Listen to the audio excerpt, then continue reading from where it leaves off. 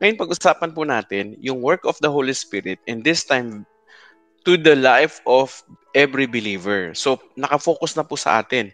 Ano ba ang trabaho o ginagawa ng Banal na Espiritu sa buhay ng mga Kristiyano? Sa atin po, mga Christians. So, ayan po ang pag-uusapan natin ngayon, the works of the Holy Spirit. Basically, ito po yung summary ng works of the Holy Spirit in the lives of believer. Number 1, regeneration. Medyo yung mga babanggitin ko po sa inyo mga big words o technical words, pero susubukan po nating pababawin kung anong ibig sabihin yan. From the word regeneration, indwelling, sealing, empowering, baptizing or filling, guiding, convicting. Those are the works of the Holy Spirit. Pero aside from that, teaching, revealing, interceding, sanctifying, producing fruit, and giving spiritual fruit. Dadaanan po natin yung dalawang yon, yung producing fruit at giving spiritual fruit. Pero sa susunod pong 2 linggo, mas magdi-deep dive tayo dyan. Kasi tatalakayin natin isa-isa ano yung mga fruits of the Holy Spirit and how are we going to somehow produce more fruit of the Holy Spirit. Tapos yung susunod naman pong linggo uli, yung spiritual gifts. We will try to discover each other's spiritual employ. Mari, isa-isahin natin. Ano-ano nga ba ang mga ginagawa o ang ginagawa ng Banal na Espiritu Santo sa buhay ng mga mananampalataya? Unahin po natin yung salitang regeneration. So the Holy Spirit is regenerating every believer. Anong ibig sabihin ng regeneration? Ang ibig sabihin niyan, this is actually the Holy Spirit bringing new life, no? New life in believers' life. Actually, pag sinabing regeneration, ang Banal na Espiritu Santo ang naging dahilan o ang nag-cause o ang nagsimula ng spiritual life sa atin. Nakuha nyo? Nung tayo ay tumanggap sa Panginoon, tayo ay na-born again. And we call that the ministry of the Holy Spirit, which is basically what? Regeneration. Nakuha nyo? And as the Holy Spirit regenerates us, ang effect nun, tayo ay nagiging anak ng Diyos. Nakuha nyo? And this regeneration actually marks the beginning of our relationship with God. Nakuha nyo? Ano ang basehan natin yan? Saan natin makikita yan? Ito po, sabi sa Bible, sa Titus chapter 3 verse 5, sabi rito, New Living Translation, sabi rito, He saved us not because of the righteous things we had done. Ano daw? Niligtas daw tayo hindi dahil sa madami tayong mga ginawang mabuti o dahil sa ating mabubuting gawa. Hindi daw tayo niligtas dahil doon. Kundi, sabi niya, but because of this, what? Of His mercy. Sabi, niligtas tayo basically dahil sa kanyang awa at biyaya. At ang kasunod doon, sabi, He washed away our sins, giving us a new birth. Hinugasan daw yung lahat ng ating mga kasalanan, that includes past, present, and future. At ano daw, binigyan niya daw tayo, pinanganak niya tayo sa bagong buhay. At sino ang gumawa nun? Sabi rito, through the Holy Spirit. So, mga kapatid, ano ibig work actually is what? To regenerate or bring life to us. And that life is what we call the spiritual life. So, itong trabaho na ito, Espiritu, sa buhay ng mananampalataya, ay makikita mo. Kasi eventually, yung taong yun, magkakaroon na siya ng ibang buhay. Yung dating buhay niya, wala na. Ito yung sinasabi ni Paul. Yung dating buhay, wala na. kundi ngayon siya ay bago na. At instantaneous yun. Pag sinabi nating instantaneous, pag tinanggap mo ang Panginoon, automatic, nagkakaroon ka ng connection sa Panginoong Diyos, ikaw ay binabago na, ang spirito mo, may connection na sa Panginoon, sa ating Diyos. Ang spirito ko, nung tinagwag ko ang Panginoong Jesus, actually, ang banal na Espiritu Santo, ang kumilos para ako ay ipanganak na muli. Hindi yun trabaho ng tao. Hindi natin kaya yun. Wala tayong wala tayong ambag. Talagang purely that is a work of the Holy Spirit. Nakuha nyo? In fact, yung pananampalataya natin, bago pa tayo sumampalataya, ang banal na Espiritu kumikilos na sa ating puso. At nung kumilos siya sa ating puso, nagkaroon tayo ng capacity o pagkakataon o kakayahan na sumampalataya. Kahit yung ating pagsampalataya ay kilos o galaw ng Panginoong Diyos. So ang tawag natin dyan, regeneration. So the Holy Spirit is the one who gives spiritual birth to every believer. Kaya tayo nagkakaroon ng ng buhay na walang hanggan dahil yun sa gawa ng banal na spirito. Naliwanag po ba? So, ano ang ibig sabihin nito sa atin? Yung tao pala, para maligtas siya, kailangan talaga nating ipag-pray sa Holy Spirit. Na ang Holy Spirit ang siyang kikilos saan? Sa puso't isip ng tao. Dati po, nung bata-bata,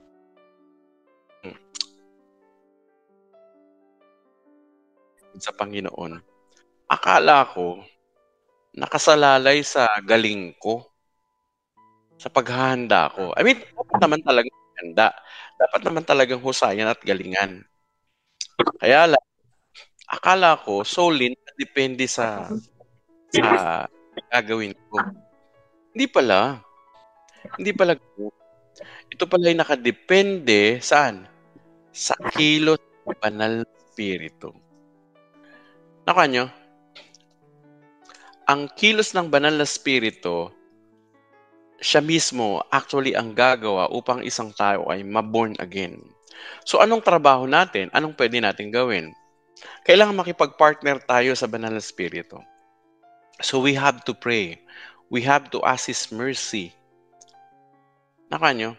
And say, Holy Spirit, will you touch the heart of this person? Will you open up his understanding? And will you give power to the words that I'm going to share? Akala natin yung pag-share natin ng gospel, tayo, no? Yun ang nakakaligtas. Hindi. Yung banal na Espiritu Santo, siyang nag-born again dun sa isang tao.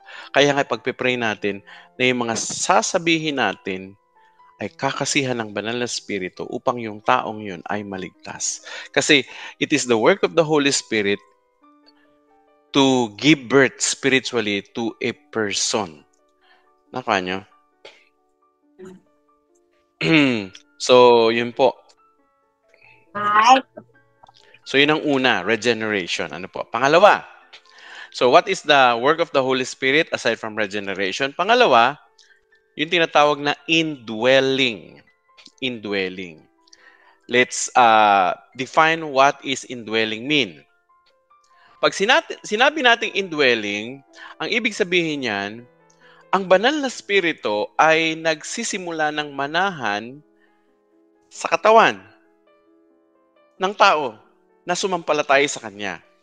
At ang katawan natin, ay ginagawa niyang templo niya o templo ng banal na spirito. Nakuha nyo? This indwelling actually means that God's presence or the Holy Spirit's presence is in us. This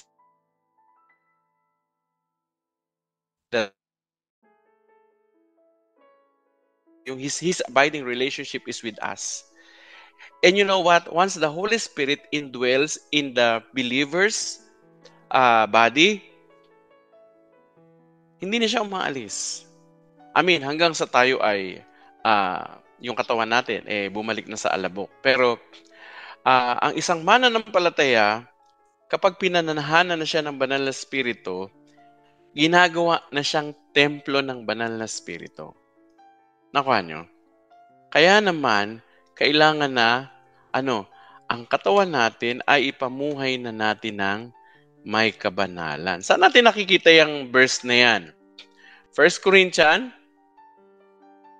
3:16. Chapter 3:15, 6:19.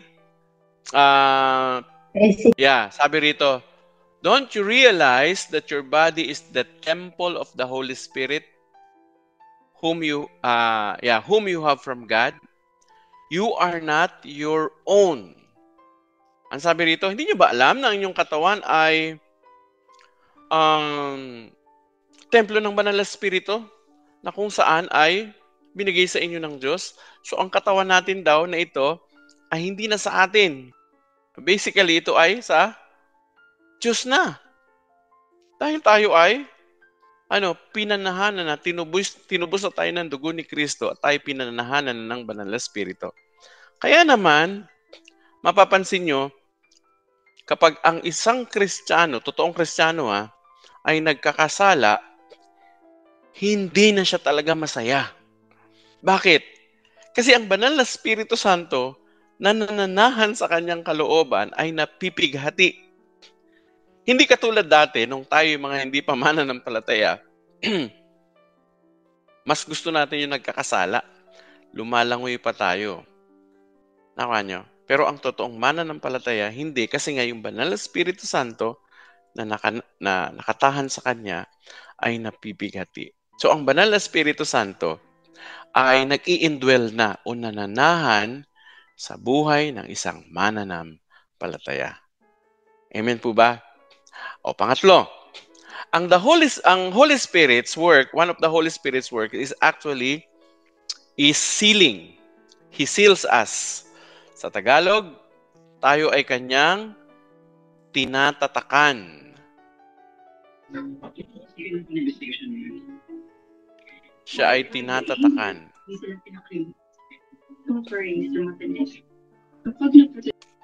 Nakuha nyo? Siya ay tinatatakan ng banal na Espiritu Santo. Ano ibig sabihin ng sealing? I-define natin sa theological term at subukan natin ipaliwanag. The Holy Spirit seals believers as God's own, marking them as His children and guaranteeing their inheritance in Christ. This sealing actually is a sign of ownership, redemption. Just like sabi ko na to last week, pero i-reiterate ko. The picture is like a cow. Dito sa atin sa Pilipinas, yung mga siyendero, ginagawa din nila ito. Tayong nasa mga syudad, hindi na nga lang natin gaanong na-observe. Pero itong ginagawa nila. Kapag ang isang tao ay may pag-aari na baka, tupa, at maging kalabaw sa probinsya, linalagay niya ito ng tatak. At yung tatak, sa aking mga naobserbahan, ito ay initials ng pangalan ng may-ari. Halimbawa, SPC. Ano yung SPC? Santos P. Collis. Pangalan ko yun. Pag tinatak yun doon sa isang animal, o sa isang, pwede po kasing pwedeng kambing, baka, kalabaw, tupa. Pag tinatak yun doon, naka-imprint pangalan ko, at least yung initial. Ibig sabihin, ang tupang yan, o ang kalabaw na yan, o ang bakang yan, ay pag-aari ni SPC. At sino yung SPC? Santos Collis Jr. Nakuha nyo? So ako yun. Dahil may tatak yun, hindi yun pwedeng angkinin ng iba. Kapag inangkin nila yun, mapaparusahan sila at masasabihan sila na magnanakaw. Nakuha nyo? Alam nyo, tayo nung tinanggap natin si Jesus bilang Panginoon tagapagligtas, ipinanganak tayo sa Espiritu. Ang banal na Espiritu Santo nanahan sa atin. At yung kanyang pananahan ay naging tatak na din natin na tayo ay pag-aari ng Diyos. Kaya alam ng Diyos kung sino yung sa Kanya. Sa lahat ng daming tao, ngayon, nasa 7 billion na daw tayo eh. Sa dinami-dami ng mga tao, alam yun eh, at ang tatak na yung kanyang spirito mismo. Yung banal na Spirito Santo nasa buhay ng mga taong yun. That is the mark of every Christian. That is the Holy Spirit. Meaning to say, ownership. At hindi lang ownership, yun din ay earn paunang bayad. Nang ibig sabihin, kung kukumpletuhin at gaganapin ng Diyos yung kanyang pangako. Saan natin makikita yan? 2 Corinthians 1:21-22. Let me read it to you. Sabi rito, "Now it is God who makes both us and you stand firm in Christ. He anointed us, set His seal of ownership on us." Ano daw ginawa sa atin? Nilagay daw sa atin yung tatak ng pagiging pag-aari niya sa atin. Tayo ay pagmamay-ari ng Diyos. Paano daw ginawa yun? Spirit in our hearts as a deposit guaranteeing what is to Santo, sinelyuhan tayo ng hindi lang tayo pag-aari ng Diyos. Sinasabi pa na guaranteed ang kaligtasan mo, siguradong sigurado. Nakuha nyo? Isipin nyo, ang banal na Espiritu Santo nananahan na sa atin. At yung kanyang pagiging pananahan ay nagsisilbing tanda pala yun. Na ako ay para sa Diyos. At hindi lang para sa Diyos, sinasabi ng Diyos na my salvation will be complete. Nakuha nyo? When we say complete, hindi sinasabing hindi kompleto ngayon. No? When we say complete, yung bodily salvation natin, kasi nandito pa tayo sa lupa eh.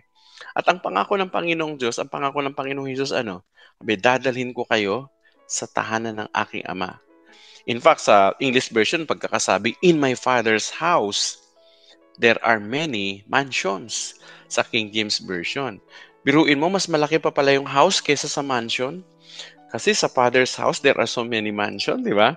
So yun, the Holy Spirit seals us. Isa yun sa mga ministry ng Holy Spirit.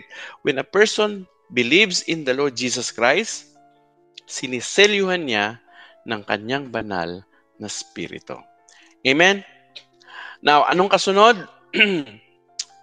Not only sealing, but also empowering. The Holy Spirit gives us power to do what God wants us to do. So every believer actually, he gives the power to live as a Christian. Narinig ko po ito sa isang pastor, actually kay Peter Tanchi ko ito narinig. Sabi ni Pastor Peter, Christian life is not to live, but it is impossible. It's impossible to live. Alam niyo kung bakit impossible? Kasi ang Christian life, supernatural. Kung wala ang banal na Espiritu sa atin, na magbibigay sa atin ng kapangyarihan, hindi tayo mamumuhay ng banal. Hindi tayo mamumuhay ng magtatagumpay sa kasalanan. At hindi tayo makapamumuhay na nakalulugod sa Diyos kasi mag-ooperate lang tayo according to our own knowledge, according to our own strength, according to our own power. At yung kapangyarihan, kaalaman, katalinuhan ng tao, short yun. Hindi yun aabot sa kaluwalhatian ng Diyos. Pero, dahil ang banal na Espiritu Santo ang nagbibigay ng lakas at kapangyarihan, we can fulfill God's purpose. This empowerment is especially important whenever we witness and we minister to other people, especially for the non-Christian. Nakuha niyo po. Now, saan natin makikita ang supporting verse natin? Ang supporting verse natin ay Acts chapter 1, verse 8. Anong sabi dyan? Sabi niya, but you will receive power when the Holy Spirit has come upon you, and you will be my witnesses in Jerusalem, in all Judea and Samaria, and to the ends of the earth. Nakuha nyo? By the way, ang empowering of the Holy Spirit is different from indwelling. Kasi ang banal na Espiritu Santo, nung tinanggap natin ang Panginoong Jesus, nanahana sa atin. Pero yung empowering, iba yun. This is actually, I would like to call it a second grace so that you and I will be able to operate supernaturally. We will be able to do the things that God wants us to do. At, sorry. At alam nyo, hinihingi yun sa Panginoong Diyos. Pwede mong hingi sa banal na Espiritu yun. Banal na Espiritu, bigyan nyo ako ng kapangyarihan. Bigyan nyo ako ng kalakasan para magawa ko yung pinagagawa mo. Dalawang bagay yan. Una, yung baptism of the Holy Spirit. Parang yung baptism of the Holy Spirit, I would like to say, parang activation. Ina-activate yung ating spirito ng banal na spirito. Nakuha nyo? Ano ang mga sign na ang isang tao ay hindi pa na puspos o nabaptize ng Holy Spirit? Takot pa siyang mag-testify. Nakuha nyo? Yun, kadalasan yung pagiging timid, hindi pa siya open, hindi pa siya bold, hindi pa siya all out, something like that. But when the Holy Spirit comes to you o start to empower you, sabi nga ng Bible, you will receive power. You know what? When Peter and the rest of the disciples during their time, when they were waiting at the upper room, nung ang banal na Espiritu Santo ay dumating sa kanila, after that, they were being so bold to what? To sharing the gospel, even to the point of death. Wow! Galing, sobra. Yung ginawa ng banal na Espiritu Santo, binigyan talaga sila ng sobrang boldness so that they will be able to do what God wanted them to do. Ngayon, yung pangalawang tinatawag, yung infilling of the Holy Spirit. Ano yung infilling of the Holy Spirit? Ito yung pagiging puspos. Puspos ka ng banal na Espiritu. Pag puspos ka ng banal na Espiritu, ibig sabihin, ang kumokontrol sa'yo, ang banal na Espiritu na hindi na yung sarili. Hindi na yung sariling emosyon. Espiritu na. Kumbaga, dati-dati, ginawan ka ng mali, yung dating pagkatao mo, pag yun ang nag-activate sa buhay natin, gusto mong gumanti. Pero kapag ang banal na Espiritu Santo, puspos ka ng banal na Espiritu Santo, ginawan ka ng masama, ang nag-activate sa iyo yung pag-ibig, yung pagmamahal, yung pagkaawa. At laging iniisip mo paano ang taong to madadala sa Panginoon. Yun yung pagiging puspos sa banal na Espiritu.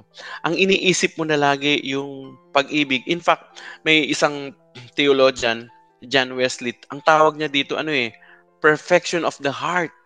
Pwede daw maging perfect yung heart mo if you are actually walking by the Spirit or being filled by the Spirit. Pagpuspos ka ng banal na Espiritu, na perfect daw yung heart mo to the point na ang iniisip mo na hindi na yung kasalanan, hindi na yung pansariling flesh.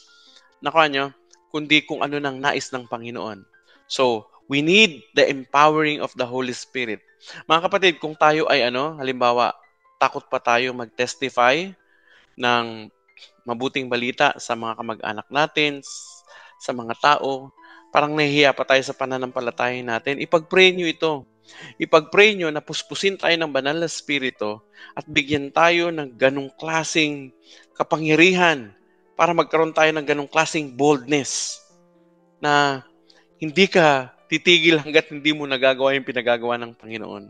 Nakanyo, kung tayo ngayon halimbawa ang nasa puso pa natin ay meron pa tayong mga hatred, sama ng loob, puot, mga ganyan, ipag-pray mo na ang banal na Espiritu Santo puspusin tayo para i-consume yung lahat ng sama ng loob na yun, palitan, tapos ang maipalit dyan yung perfect love na ang nais mo na ay ang Panginoong Diyos. At alam niyo, ministry yan ng banal na Espiritu. The Holy Spirit empowers.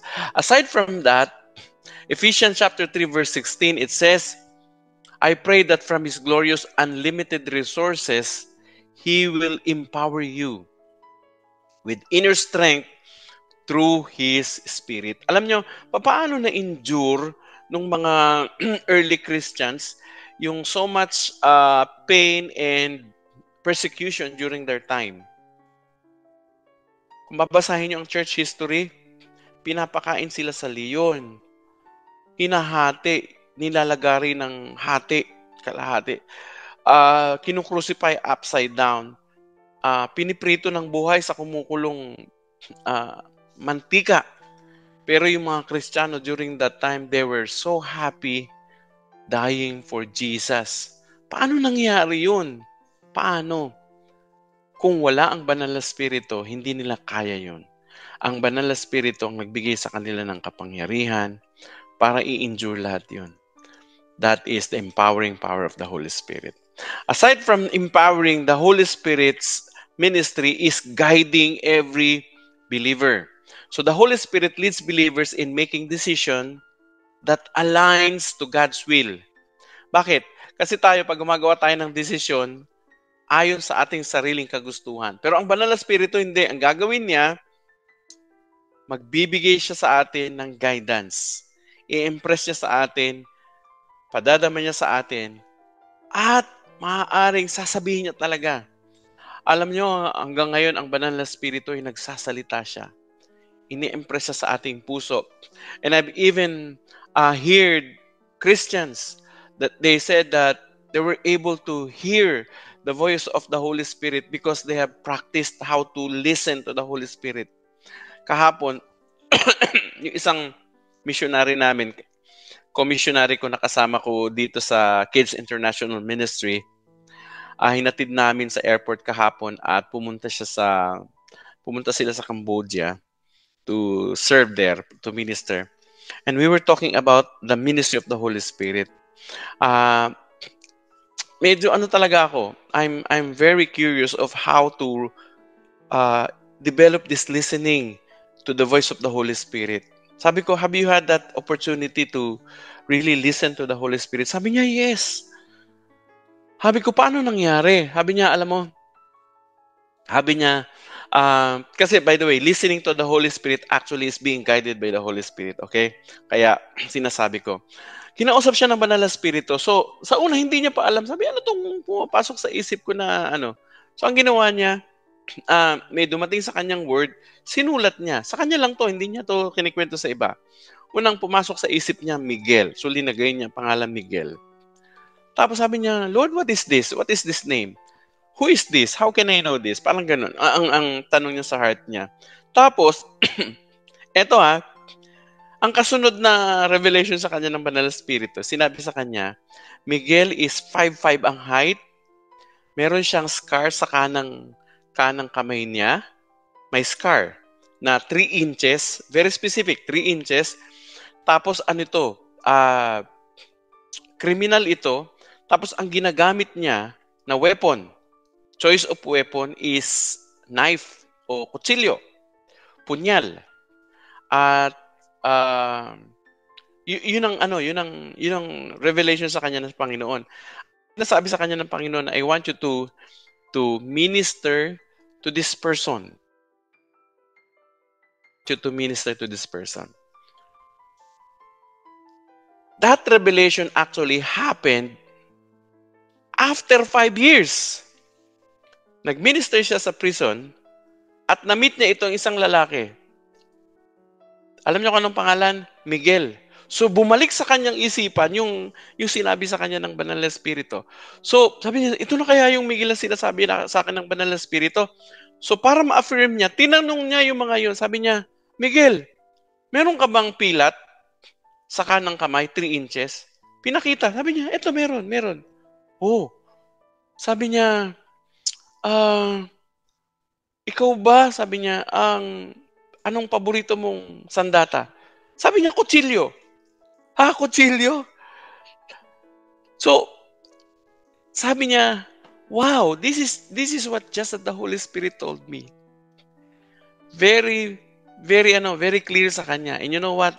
When he learned yung pangalan, yung mga palatandaan na binigay sa kanya ng Banal Spirit Santo, hindi na siya nag-atubili. He witness to that person, and that person gave his life to the Lord Jesus Christ. In fact, isa sa mga sinabi sa kanya ng Holy Spirit is that this person is going to serve me eventually.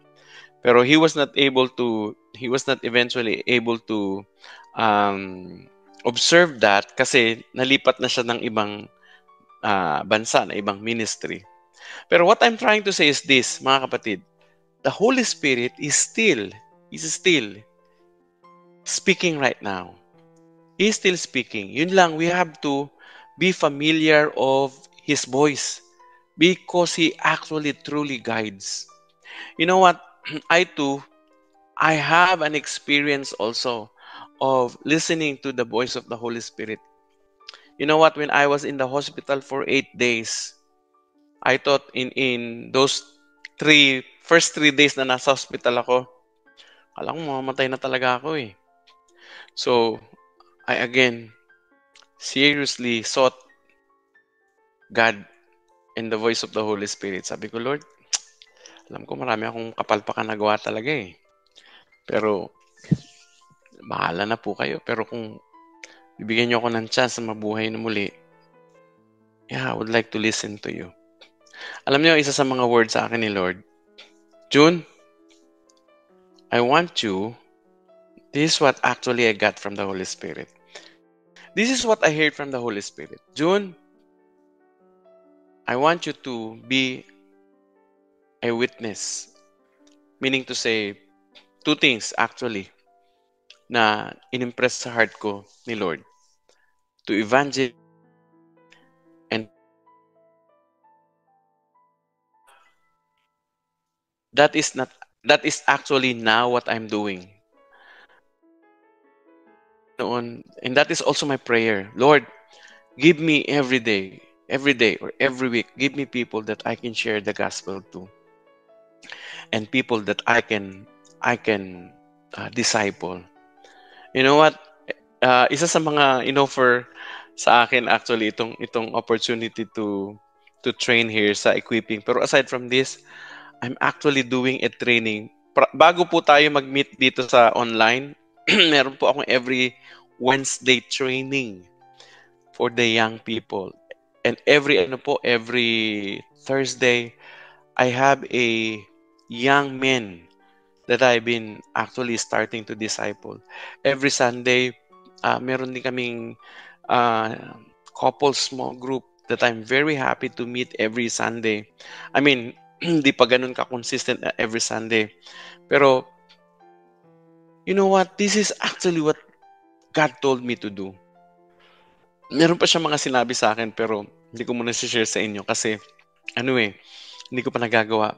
Pero I'm looking forward to doing those things. Isang napansin ko, para marinig natin ang banal na spirito, kailangan matining tayo. Ano ibig sabihin ng matining? Kailangan papayapa talaga tayo. Aalisin natin yung mga distractions. Ang mga distractions sa atin, ang dami. Tao, trabaho, pamilya, lalong-lalo na ang social media, TV, radyo, internet. Yung mga yun dapat nailalagay natin sa isang tabi and we will schedule a regular time to really listening on the Lord. Parang ganito. Kung tayo ay matagal na, di ba? Matagal niya na akong naririnig dito sa Zoom. Palagay ko, kung halimbawa napadaan ako sa gilid ng bahay niyo, sa may bintana, kahit hindi niyo pa ako nakita, pero narinig niyo yung boses ko, sumisigaw ako, mga kapatid, siguro ganun, no? Nandyan ba kayo? Palagay ko sasabihin niyo, uy, si Brother Jun yun ah. Bakit niyo masasabi na si Brother Jun yun? Simple lang.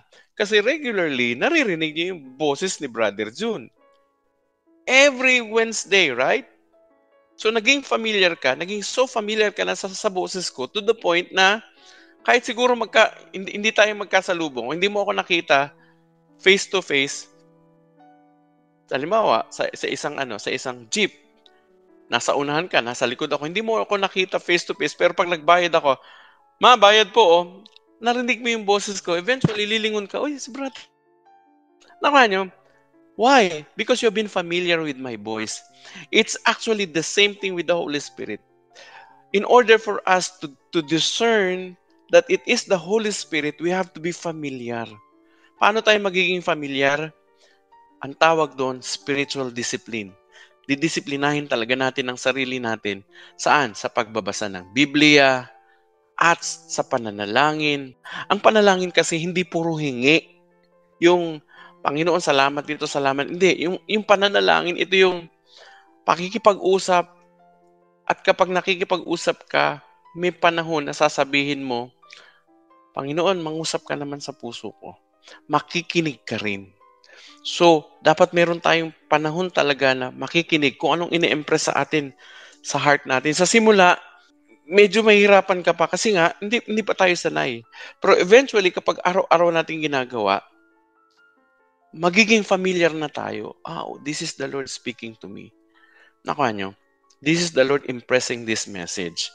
Ito ang sabi sa Bible, Romans 8:14, for all who are led by the Spirit of God, sino daw sila? They are children of God. Meaning to say, baliktaran natin, if you are a child of God, basically, the Holy Spirit's work is going to lead you, to lead us. He is automatic yun. Automatic yun. So, hihingi na lang natin. Actually, hindi na ang prayer nga dapat, hindi na, Lord, lead me. Kasi ililid na nga tayo ni Lord eh. Ang ano na lang ang prayer natin, Lord, help me to be very discerning to your leading. Kasi nagli-lead na siya. Ang kailangan lang, yung tayo, yung puso natin ay maging sobrang sensitive kung papaano si Holy Spirit, papaano si God, nililid tayo. Nakuha nyo? And I believe, meron kayong ganyang experience na nalaman nyo, uy, leading talaga ni Lord dito. Si Lord talaga. Nakuha nyo? So you remember how did the Holy Spirit lead you in that situation. Kasi eventually, mare-recognize mo it's the same Holy Spirit. Nakuha nyo? Is going to lead you. So, it guides us. John chapter 16 verse 13, however, when He, the Holy Spirit, or the Spirit of truth has come, He will guide you into all truth. That's a promise.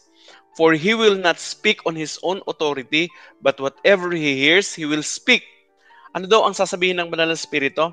Kung ano daw yung narinig niya. Kanino? Kay Jesus. So ang ibig sabihin nito, ganito, isang palatandaan na ang Holy Spirit nga ang nagsasalita sa inyo at saka sa akin.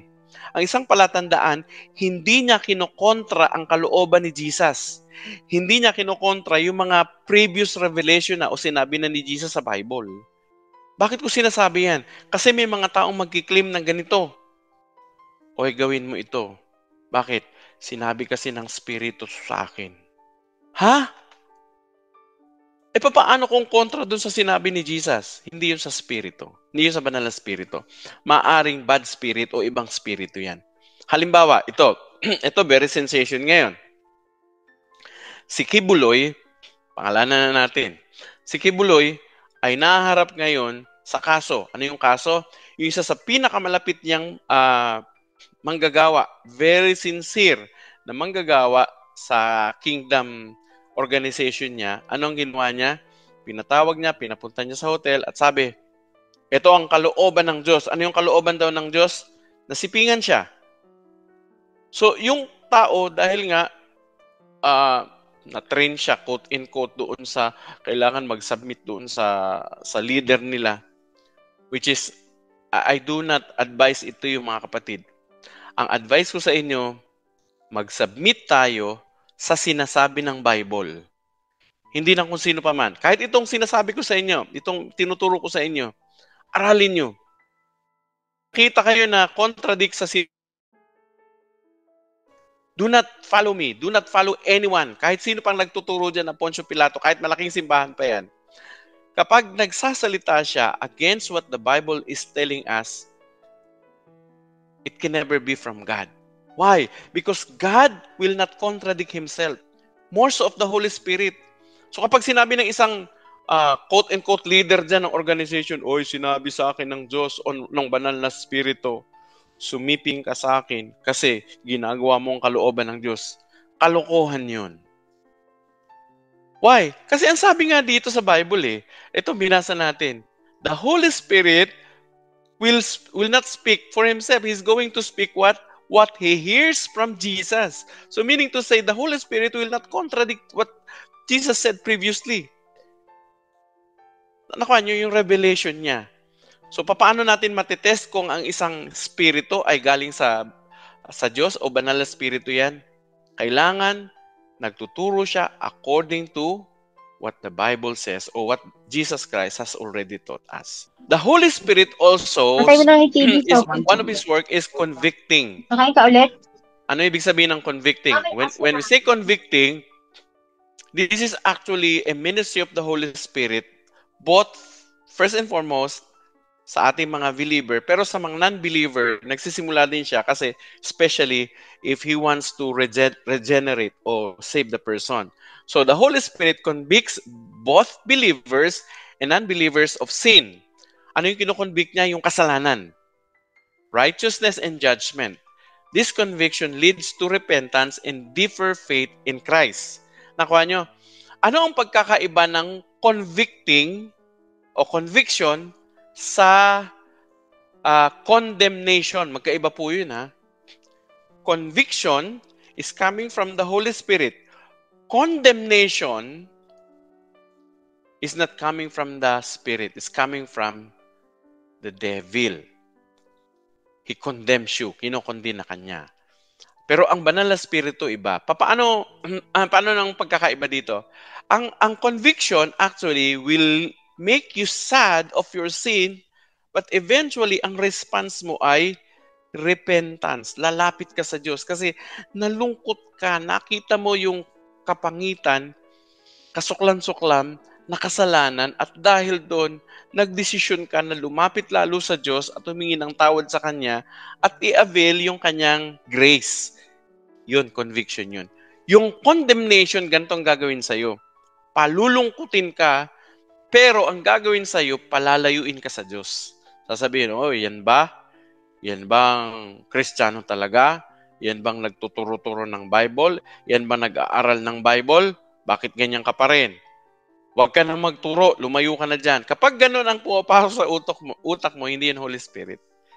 Hindi yan conviction. That is condemnation. Now, the Holy Spirit's work is actually to convict us, lalo na sa mga known sin natin, or maybe unknown. Ano yung unknown? Yung meron ka ng ginagawa na nakasanayan mo na akala mo dati, akala mo okay lang. Pero eventually, as you listen to the Word of God, the Holy Spirit speaks to your heart. Halimbawa, ito, yung pagiging makwento tayo. Yung pagiging makwento natin, halimbawa, nadadala na pala tayo dun sa point na tayo ay hindi lang nagkikwento, kundi nagiging, gossiper o marites na. Nyo? Dati, may kwento-kwento ko, alam mo ba nangyari kay Hanggang minsan nakaka-develop na pala yun ng negative outlook dun sa mga taong kinikwento natin. Nasanay tayo dun. But here comes the Holy Spirit will speak to you. You know what, anak? Yung ganun palagay ko, hindi na yun bagay sa'yo bilang anak. And you will be convicted, ay, oo nga.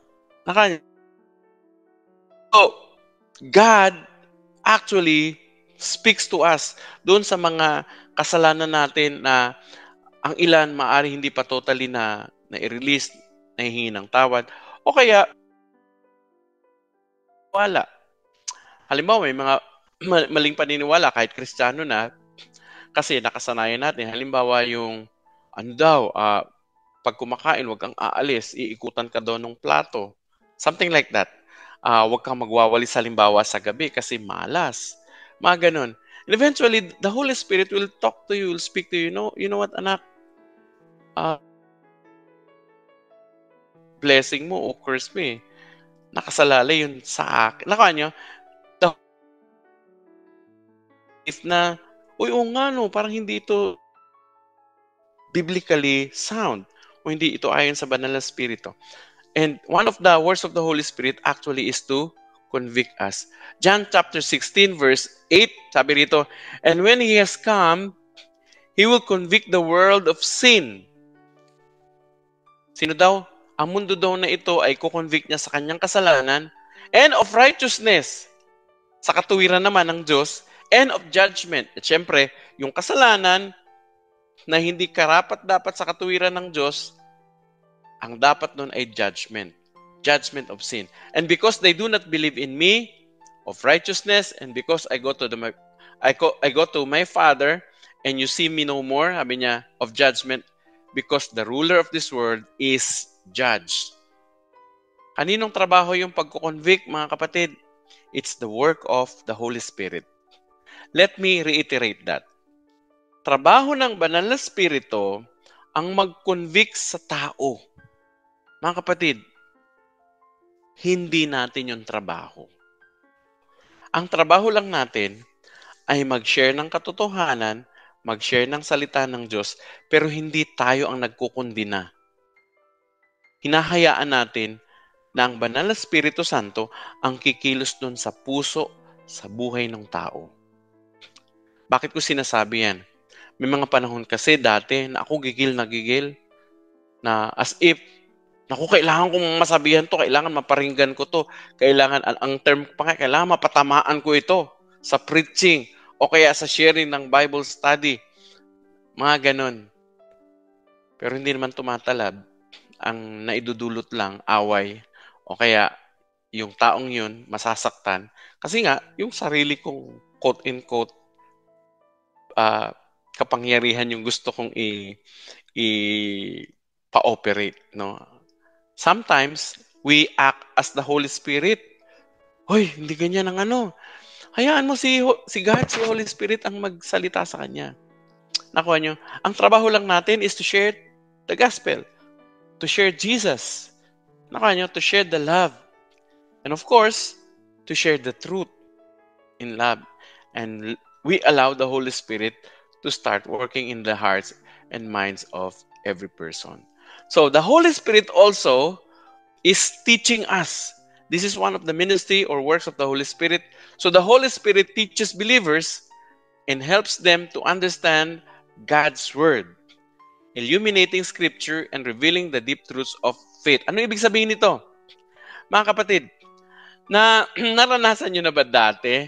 Nagbasa kayo ng script o nagbasa ka ng chapter o kahit isang verse, hindi nyo maintindihan? Hindi nyo maintindihan? Alam nyo kung bakit? Kasi tayo sa ating makasalanang kalagayan, yung kaisipan natin ay wala talagang kapasidad na intindihin yung mga spiritual na bagay. Ang mga spiritual na bagay ay naiintindihan lang ng isang tao na kinikilos o kumikilos ang banal na spirito sa kanya. Spiritual things are being understood by spiritual beings. Nakuha nyo? And you know what? Kaya natin naiintindihan ngayon ang salita ng Panginoong Diyos because of the Holy Spirit. The Holy Spirit actually is the one teaches us. Akala natin minsan sa ang galing kasi nung nag-share. Well, pwede kasi ang banal na Espiritu Santo ang nagbigay sa kanya ng wisdom at yung mga salita actually na sinishare niya, ang banal na Espiritu Santo, kinakasihan niya yun. Pinapaliwanag niya sa ating espiritu. Nakuha nyo? Pero it's actually the works of the Holy Spirit to teach. So how do we apply this one? Anuin muna natin. Basahin muna natin kung saan natin makikita. John 14:26. But the Helper, the Holy Spirit, whom the Father will send in my name, He will teach you all things and bring you to remember or bring you to your remembrance all things that I said to you. Anong sabi ni Jesus? Sino daw? Ang pangalan dito ay helper. Ano yung helper? Katuwang. Ito daw na helper, katuwang. Sino daw ito? Holy Spirit. At ano daw ang gawin ng Holy Spirit? Siya ang pinadala sa atin ng Ama, sa pangalan ng Ama. Ano gagawin ng Holy Spirit? He will teach us. Tuturuan niya tayo. Meaning to say, yung mga salita na mababasa natin sa Bible, yung mga preaching na maririnig natin, hindi lang natin yan basta mababasa o maririnig, kundi ipapaunawa sa ating spirito. Nino? Ng banal na spirito. So, anong ibig sabihin yan, mga kapatid? Kasi, bawat isa sa inyo nagtuturo na, di ba? leader kayo ng small group, ang ilan sa inyo nagpapastor o nagpapastora sa church o nagsisilbi ka kahit small group yan. Parang nagpapastor ka na rin eh. Nakuha niyo po? Parang nagpapastor ka na rin, nagtuturo ka. Mga kapatid, it is actually the ministry of the Holy Spirit. Meaning to say, if I'm going to teach pala, I have to ask the wisdom of the Holy Spirit. I have to ask the Holy Spirit to personally speak to the hearts and minds of the people that I'm going to minister to. Kasi kapag hindi kikilos ang banal na Espiritu, para tayo mga pompiang lang na maingay, pero parang pumasok lang sa tenga nila, lumabas sa kabila, hindi talaga nagdulot ng pagbabago kasi hindi naman nila naintindihan. So meaning to say, kapag ganito ng pananaw natin, ang Banal na Espiritu Santo pala ang nagtuturo, dapat pala pag magtuturo tayo, mag-ooperate tayo according to the power of the Holy Spirit. Meaning to say, we will ask the Holy Spirit, Holy Spirit, kayo po ang magturo. Turuan niyo po ako. Sabihin niyo po sa akin kung ano yung mga tamang salita na sasabihin ko sa kanila at kayo din po ang magturo sa kanila. Habang nagsasalita ako, kakasihan mo ng iyong kapangyarihan. Kayo mismo magpapaliwanag sa kanila. And you know what? God will answer that prayer. Bakit? Kasi yun talagang work ng Holy Spirit. So we work in accordance to the work and ministry of the Holy Spirit also. The Espiritu, He intercedes. Ano ibig sabihin yan? Siya ay nananalangin para sa atin. The Holy Spirit intercedes for believers, especially in times of weakness or uncertainty, and helps them pray according to God's will. You know what? There are times that we do not know what to pray o how are we going to pray. Dumating na ba kayo sa puntong ganon? Hindi nyo alam. Basta alam nyo may kailangan kayo. Alam nyo nasa malalim kayong problema. Pero hindi nyo alam kung paano ipag-pray, ano ipag-pray. Pero you are groaning in your spirit. You know what? At that time, the Holy Spirit intercedes for us. Pag sinabing intercede, siya nagdadasal para sa atin. Nakuha nyo? Yung spirito niya, nakikipag-ugnayan sa spirito ng Diyos Ama at siyang nagpapaliwanag, sinasabi niya kung anong kailangan natin. Akala natin yung mga panalangin yung ano lang, yung mga sinasabi natin. Hindi po, ang mga panalangin yun yung mga hikbi, mga iyak, mga pangarap, mga naisin, mga longings. Those are prayers. At hindi lang yan, yung prayers na, ang prayer kasi hindi lang ito yung binabanggit nga. Ito yung mga pinapangarap mo, ninanais mo. Tapos sinisimulan mo ng humakbang at gawin kasi nga, nilagay sa iyo ng Diyos sa puso mo ang isang bagay na yun. Nakuha nyo? At syempre, yung panalangin, yun yung mga bagay na nasasambit din natin. Nakuha nyo? Nasasambit. Kaya maging maingat tayo sa mga sinasabi natin. Nakuha nyo? Kailangan mga sinasabi natin ay maganda, positibo, tama. Sabi nga whatever is true, whatever is pure, whatever is lovely, whatever is good, think of such thing. Alam niyo bakit kasi naapektuhan tayo nun? Yung ating prayer life. But you know what? The Holy Spirit's work is actually, He intercedes for us. Romans 8:26-27, in the same way, the Spirit helps us in our weakness. We do not know what we ought to pray, but the Spirit Himself intercedes for us through wordless groans. Ito, nabasa natin. Paano daw tayo pinagpipray ng Banal na Spirit? Ng Banal na Espiritu Santo? Wordless groans. Nag-groan ka lang. Parang ngumunguy-nguy ka lang. Umiiyak ka lang sa loob mo. Pero actually, the Holy Spirit pala starts to intercede. And He who searches our hearts knows the minds of the Spirit, because the Spirit intercedes for God's people in accordance with the will of God. There are wordless prayers. Wordless prayer. prayers to God. Nakuha nyo, isa yun. That's why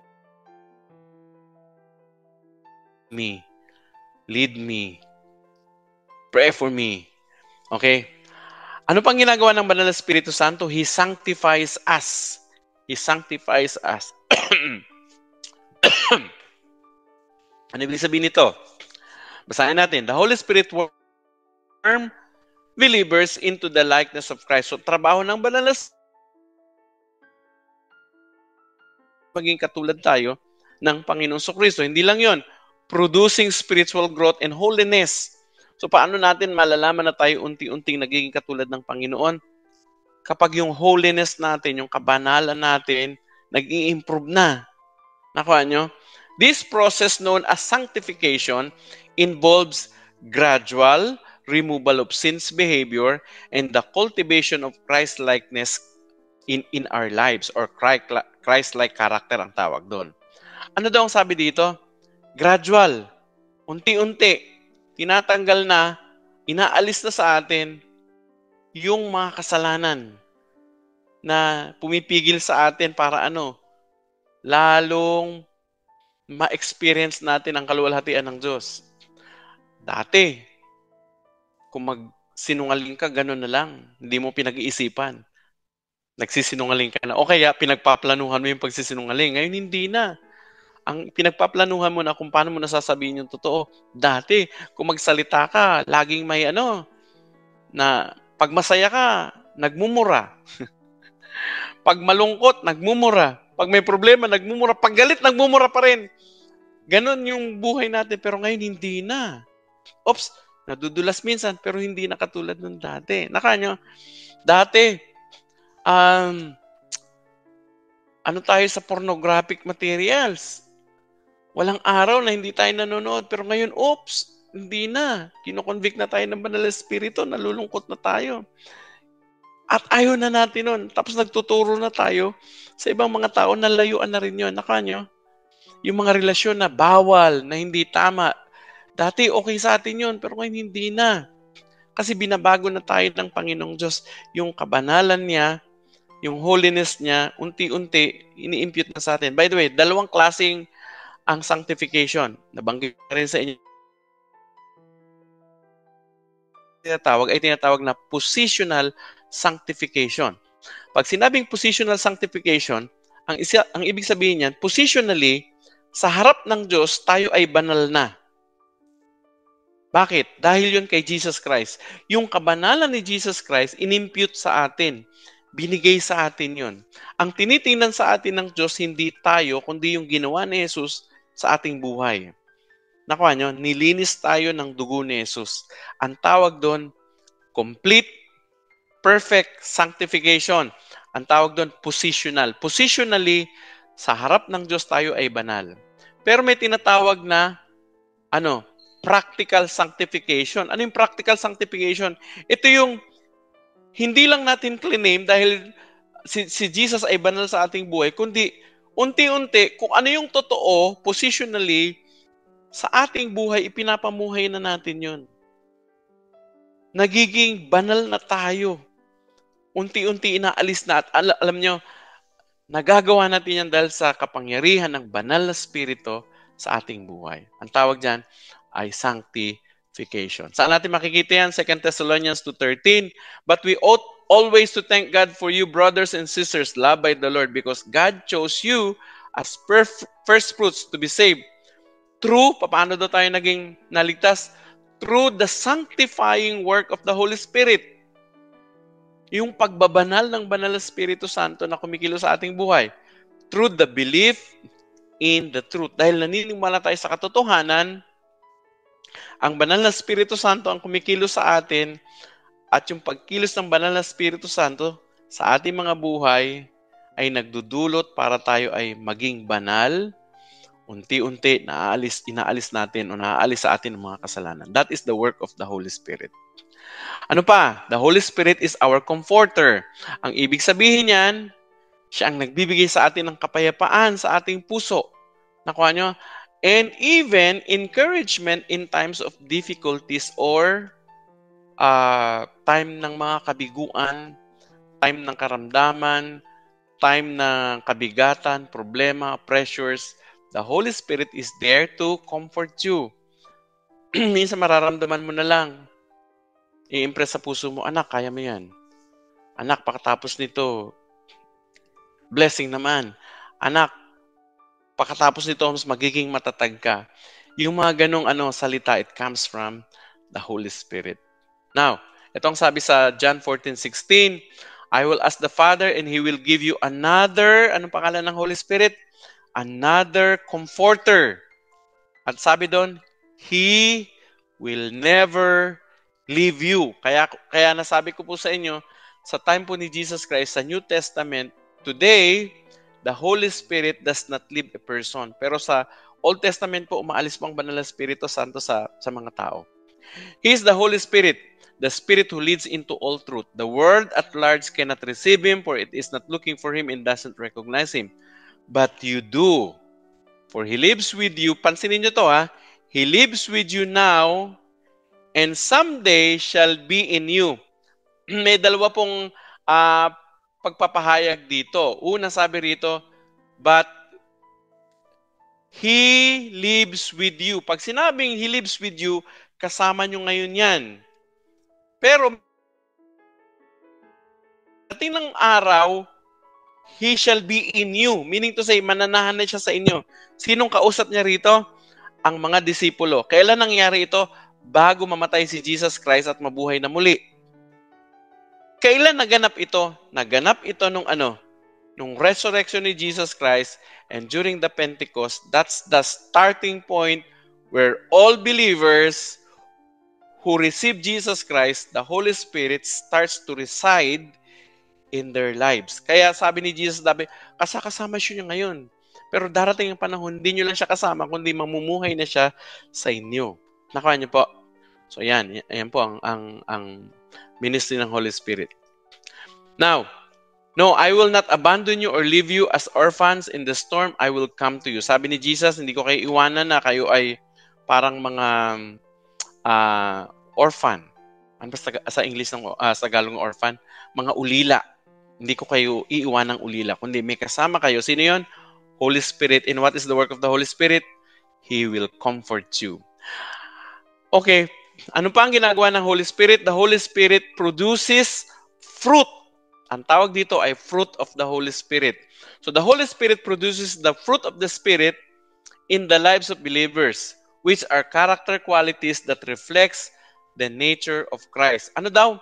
Kapag ikaw daw ay totoong mananampalataya, magbubunga ka, makikita sa buhay mo yung bunga ng banal na spirito. It is expected. Nakuha nyo? It is expected, automatically expected that you and I will produce fruit. Bakit? Kasi hindi ito expected sa mga hindi mananampalataya. Kaya wag nating expect yung mga hindi pa mananampalataya na, ay bakit ganun siya? Ganun ang ugali niya. Naturally, wala naman siyang banal na spirito eh. Pero tayo na may banal na spirito, ina-expect natin yan. Nakuha nyo, ano yun? Tingnan natin. Galatians 5:22-23, but the fruit of the Spirit is love, joy, peace, patience, or perseverance, kindness, goodness, faithfulness, gentleness. There is no. Mapapansin nyo, ang ginamit singular. The fruit, hindi fruits. The fruit of the Spirit. Alam nyo kung bakit? Kasi magkakarugtong ito. Kumbaga, parang ganito. Iisang bunga ng banal na spirito, pero magkakaibang flavor. Wow! May ganun pala, no? Iisang bunga, pero maraming flavor. I hope meron tayong makain na ganun. Pagkain mo sa uy, wow! Lasang mangga sa kabila. Uy, lansones naman sa kabila. Uy, kamagong sa kabila naman. Wow, ang sarap naman nito, papaya. Grabe, no? Isang bunga, pero multi-flavored. Ito yun, yung bunga ng banal na spirito. Okay? So, love. Pag-uusapan natin yan sa mga susunod po nating pagkikita at papaano natin lalong mapapaigting, papaano natin mapapayabong ang bunga ng banal na spirito na yan sa ating buhay. Okay. Ano pa? The Holy Spirit gives us a spiritual gift. Anong ibig sabihin nito? Kapag anak ka ng Diyos, ang banal na Espiritu Santo yung nanahan sa'yo, automatic, ang banal na Espiritu ay magbibigay din sa'yo ng regalo. By the way, dalawang bagay yan. Ang Holy Spirit mismo, regalo na sa atin. Nakuha niyo yung regalo na sa atin yan. Bakit? Walang bayad yan. Pananampalataya lang. Tinanggap mo yan. Pero hindi lang ang banal na Espiritu Santo as a gift, as a person, He still gives spiritual gifts. Ano yun? Ano yung spiritual gifts? Yun ay supernatural ability for you and me to serve God. Nakuha nyo? Ano ito? Ito yun. Various spiritual gifts to believers. This is actually has a purpose. Anong purpose niya? For edification of the church and the advancement of the kingdom. Parang sinabi ni God, oy, gusto ko mag-serve ka. Pero I know you cannot serve by your own power. So what I will do, I'm going to give you my Spirit, and the Holy Spirit will give you that supernatural ability so that you will be able to serve in the kingdom.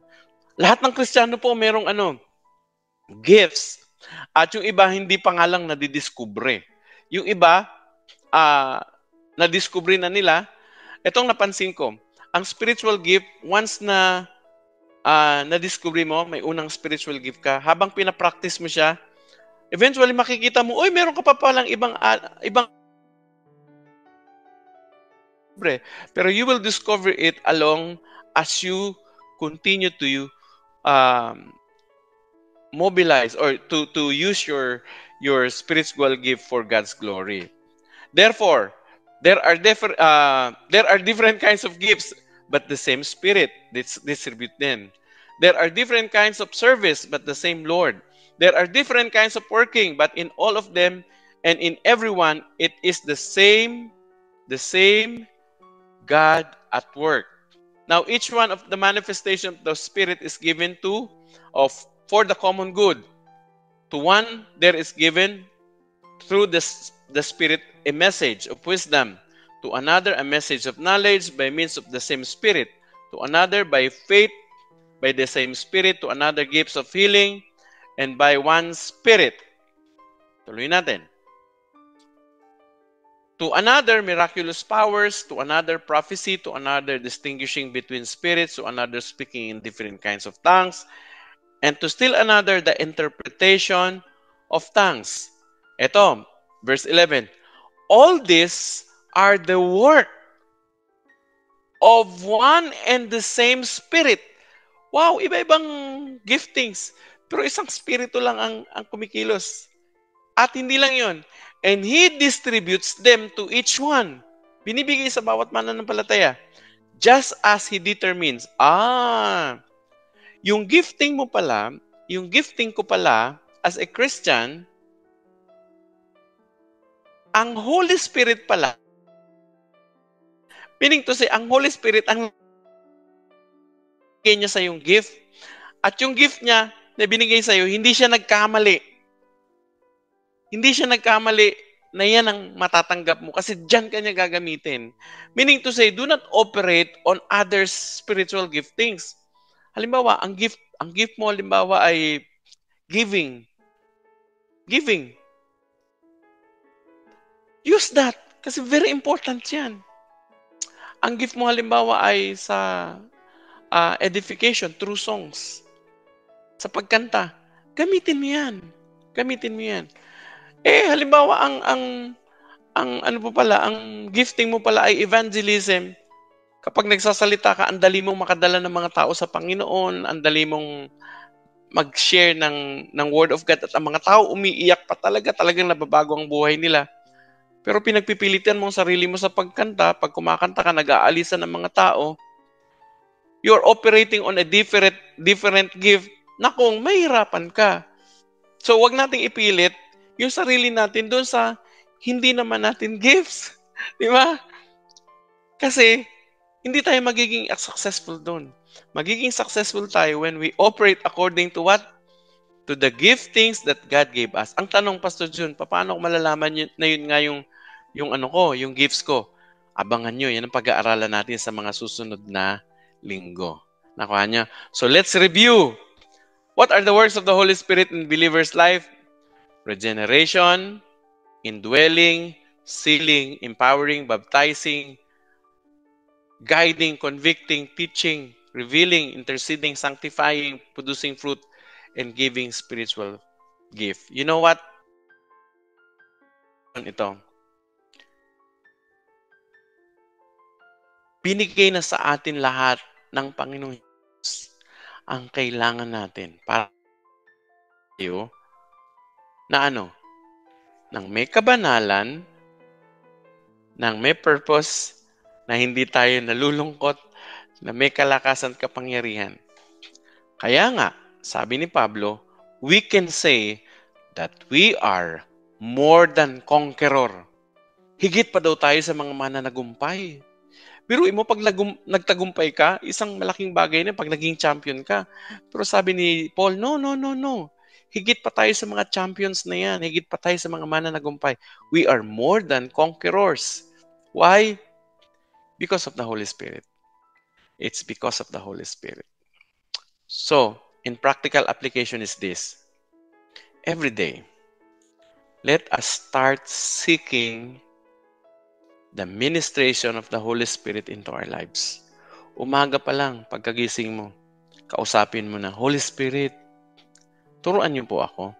Holy Spirit, naguguluhan ng utak ko. Kayo magturo sa akin, kayo mag-guide sa akin. Holy Spirit, I feel weak today. Empower me, bigyan niyo ako ng kapangyarihan. Holy Spirit, isi-share ko yung gospel doon sa kamag-anak ko, pero natatakot ako, bigyan niyo ako ng boldness. Empower me, fill me. Lord, hindi ko alam kung anong decision gagawin ko. Holy Spirit, guide me. Holy Spirit, I feel I'm sick. Holy Spirit, heal me. Holy Spirit, work into my lives. In fact, Holy Spirit, use me, use my hands, use my voice, use everything in me so I will be able to minister to other people. By the way, yung mga kamay natin, mga kapatid, gamitin nyo. Pag nag-pray kayo ng isang tao, hawakan nyo sila and pray by the power of the Holy Spirit for them to receive healing, mercy, blessing, salvation, illumination, guidance. Pag-pray natin sila, lalo na possessed, let's pray by the power of the Holy Spirit. Confident that the Holy Spirit will work in our lives because the Holy Spirit lives in us. Kaya ako po naniniwala ang mga Kristiyano na hindi na bakit ka mapuposes ng demonyo? Nasa iyo ng banal na spirito. Pero, eto, may mga Kristiyano na sila ay demonized. Anong ibig sabihin ng demonized? Controlled by the lies of the devil. Pinaniwalaan kasi nila yung mga sinasabi ng demonyo. Ang pinakikinggan nila, imbis na ang banal na Espiritu Santo, ang pinakikinggan nila yung negativity at yung mga bulong ng kaaway. Kaya doon, nagkakaroon ng anxiety, nagkakaroon ng kabigatan sa puso, kung ano-anong problema. Now, ito ang challenge ko sa inyo. Start learning to be familiar to the voice of the Holy Spirit in your life. Kailangan maging familiar tayo. How do we do that? Regular, consistent reading of the Bible, meditation, and solitude. Solitude. Papraktisin talaga natin yun. Magiging matining ka lang. Hindi ka magsasalita. At iimbitahan mo ang banal na spirito, mangusap ka po sa akin. Tapos pag may sinabi siya, sama na rin natin yung journaling. Sulat natin. Para meron tayong reference. Minsan nakakalimutan natin. Para eventually we'll be able to confirm it is the Holy Spirit.